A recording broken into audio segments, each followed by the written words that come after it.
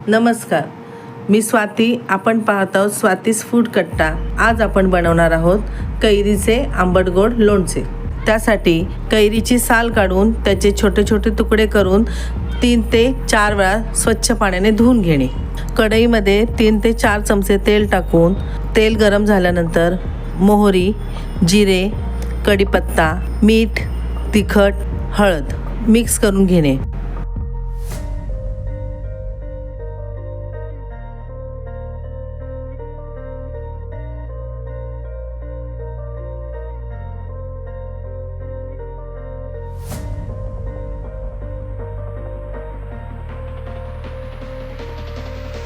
नंतर कैरीचे केलेले तुकडे टाकून मिक्स करून घेणे.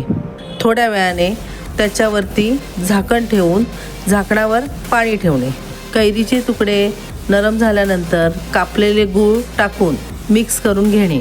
मग पातळ झालेले गूळ घट्ट होईपर्यंत मंद आचेवर ठेवून लोणचं सतत हलवत राहणे. अशा प्रकारे आपलं आंब्याचं लोणचं तयार झालं आहे. जर का तुम्हाला माझी रेसिपी आवडली असेल तर लाईक, शेअर आणि सबस्क्राईब करायला विसरू नका. थँक्यू.